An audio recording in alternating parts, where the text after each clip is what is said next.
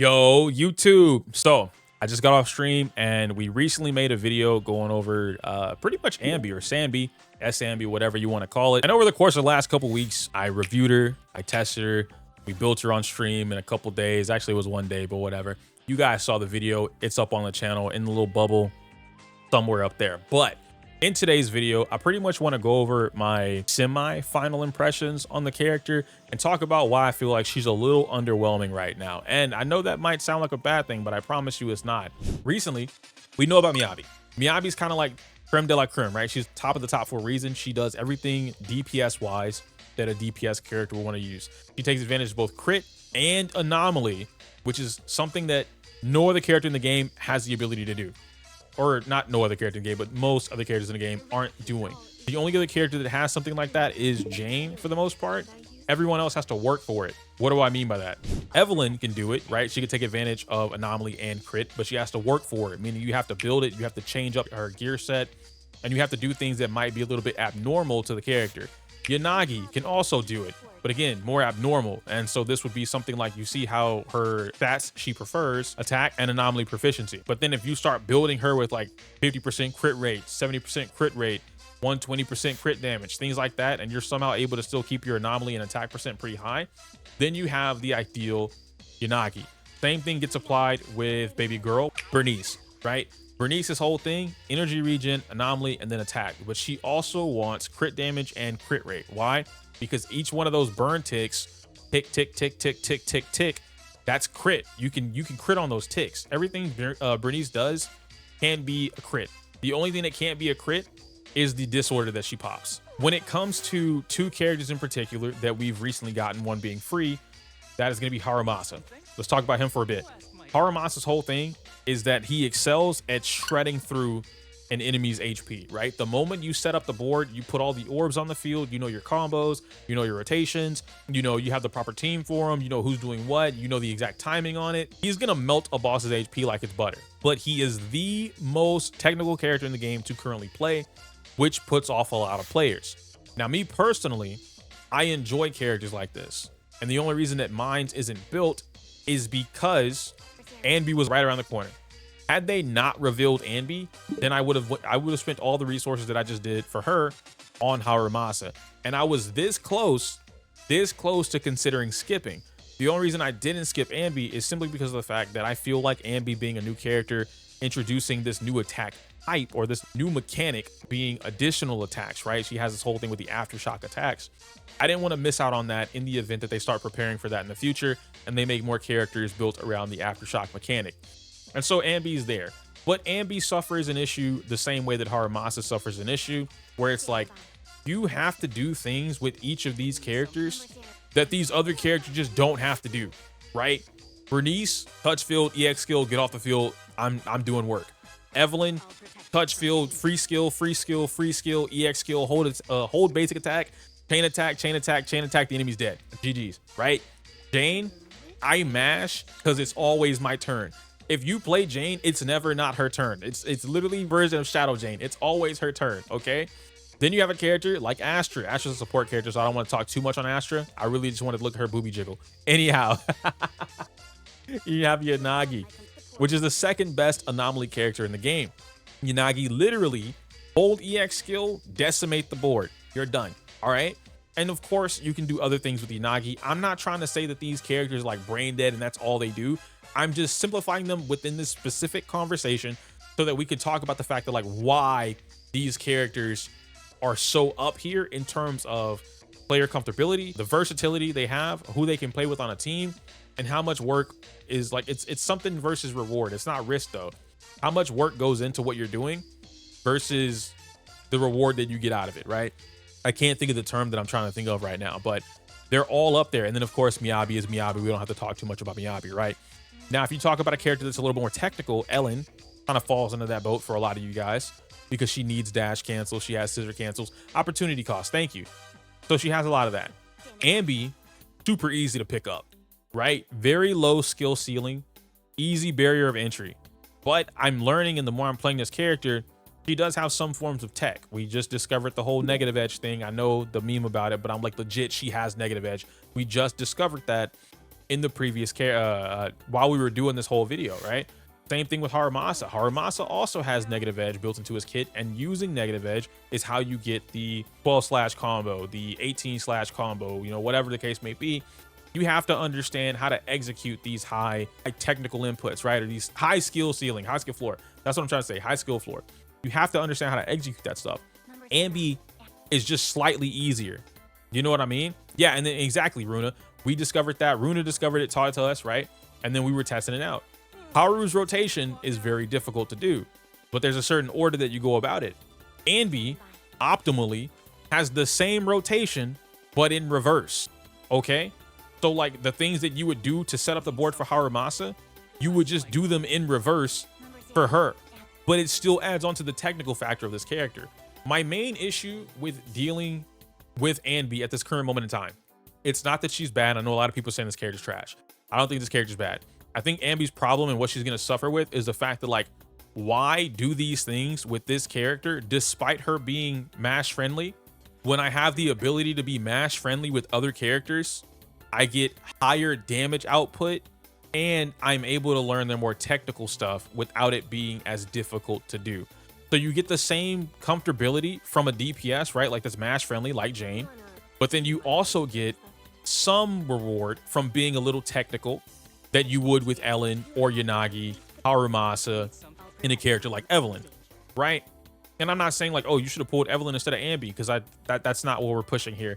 It's just a matter of like, I can quickly see this character falling off. If they don't give her more support to essentially abuse what she wants, and she does need a couple different things. I don't know everything that she's gonna need in order to make her like creme de la creme.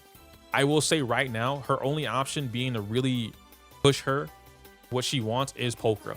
Pokra's kind of the only one right now that really gives Anby what she wants, which is a stunner that's going to be off field, doesn't really touch the field a lot, and allows Anby to stay on the field. And so Anby has things in her kit with her dodge attack, right? Whenever she does her dodge attack and does the perfect dodge and whatnot, this actually builds up a bar and a half of White Thunder. And so when you're doing a lot of dodge attacks, of course, you're going to want to build this up. And it almost makes me regret getting the W engine. I'm not even gonna hold you. Like after playing it and like kind of going through it, it almost makes me regret getting the W engine, and probably should have just invested in a Haramasa W engine, because of the fact that you can always get dodges out, right? It's a thing, you're gonna get it. But my main issue with that is kind of going along the lines of like, why, right? Like why do it when I can get more rewards somewhere else? And of course, if you enjoy the character, that by all means, right? I'm not trying to dissuade anybody from liking Anby. I still like Anby, things like that. I still like Anby. I'm not saying that she's bad or anything like that. I see her suffering an issue if the only thing she has going for her right now, team wise, and when I say team, I'm gonna say partner. Her best partner right now in the game is Pokra. Trigger's gonna come out, and obviously Trigger's gonna be the better one to have. But then who else does she have after that? Chingy works. Where's she at? I saw a couple comments and videos about Chingy. A lot of creators are saying that Chingy is like, does not work. And then of course you have Twitter.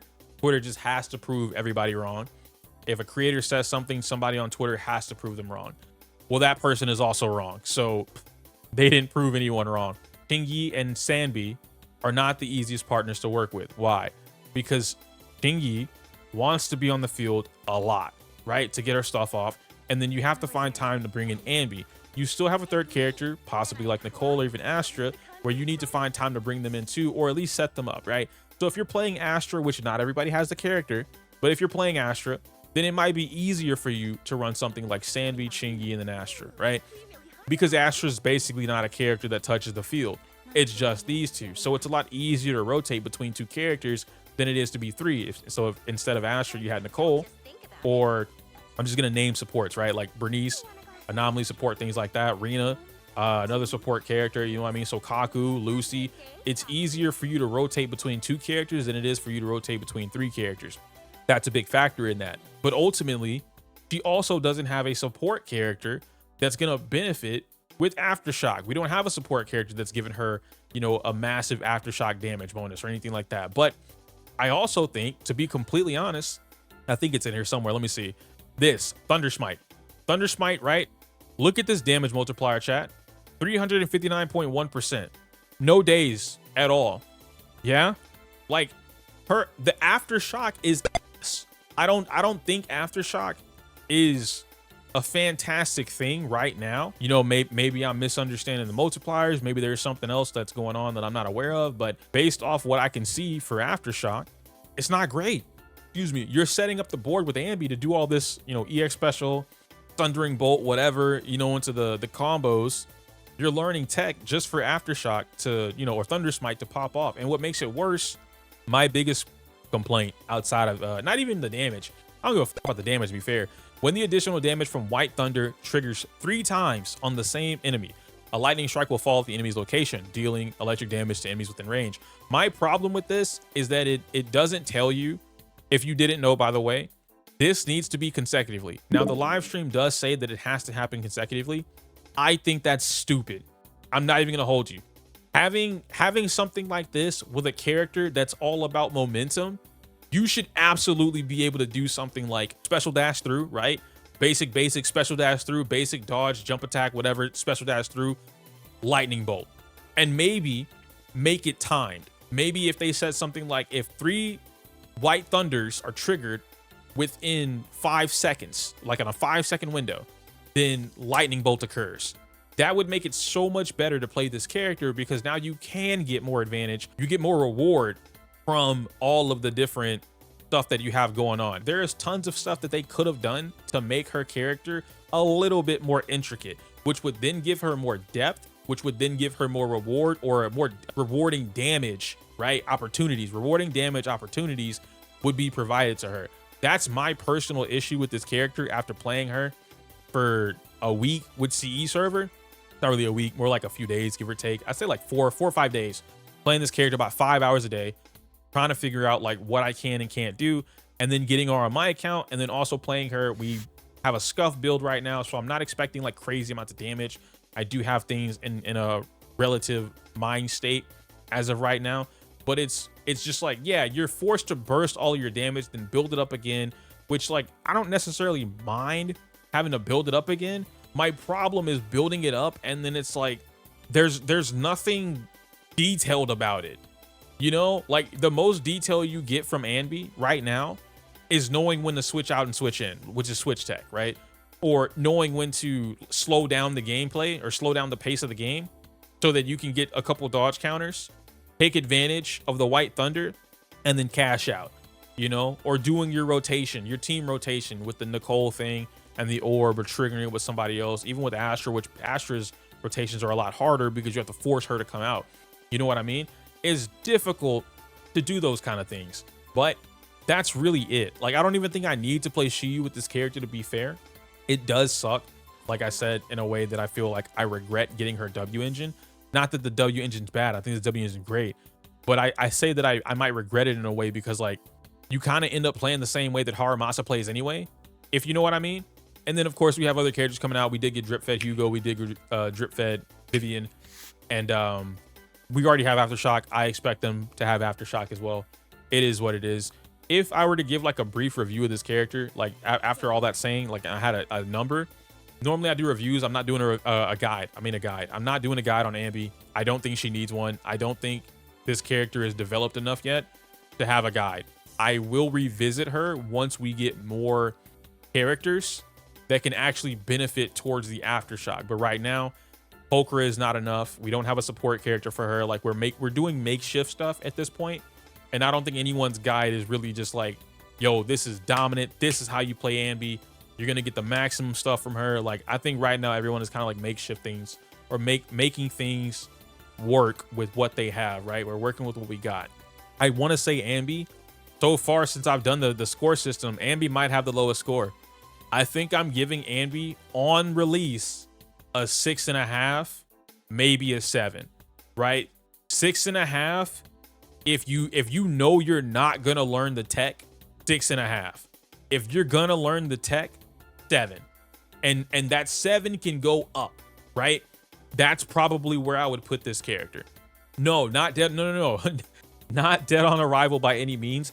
I just think that we were getting fed a little too good. We were getting fed a little too good right now, right? Like, we got Evelyn, we had Astra. Before that, we had Miyabi. We had Yanagi, we had Lighter. Like, these characters are so refined. That's where these characters that we have are so refined that when we got them, they were like, yo, I can fit here, I can fit here, I benefit this, I boost up this. Like Lighter literally brought back, and I didn't think Ellen was dead, but a lot of the community did. Lighter brought back characters like Ellen. Like he raised them up from the great. Soldier 11, right? Soldier 11 was already a strong DPS character on launch. Then we got a bunch of cracked out characters. Lighter by himself raised Soldier 11 to the point where she can now compete with the top tier DPS characters that we have, so that she's not completely washed out, right? Of course, Evelyn comes out and then she does a thing with Lighter, but it is what it is. And Rihu, yeah, I see what you're talking about exactly with like playing, where is it at? S-Anby, Pokra, and Caesar. I think that team is pretty strong. And honestly, that might just have to be the team that you play, right? Like you probably have to use Caesar as a shield bot. I think the double, and this goes back to what we used to do for Caesar and Seth. For a while, I was playing Yanagi Caesar Seth or Jane Caesar Seth, because you get Seth, it's like a double stun in a way, right? You get the supportive bonuses from a defensive character like Seth, but then you also get the stun capabilities from the character like Caesar. When you combine the both of them, you get the full value of a stun. In the case of S-Anby, I do feel like, especially if you're not running Rena, we're gonna try Rena after this, right? We're gonna do a video for it. S-Anby, Caesar, and Pokra, I think that's our team right now until we get Trigger. And then when we get Trigger, it'll probably just be, instead of Pokra, you'll play Trigger, but it'll still be Caesar and S-Anby. So at this current moment in time, Caesar might finally have a best in slot. And I don't even think it's a best in slot because like that's what Caesar is just amazing at. I think it's a best in slot because we don't have anything else. But we'll see. Only time will tell. Anyhow, that's gonna end that video. Let me know your thoughts and opinions. All right. Like the video, comment, subscribe. I can't say my usual outro because it's inappropriate for YouTube. Smell you later.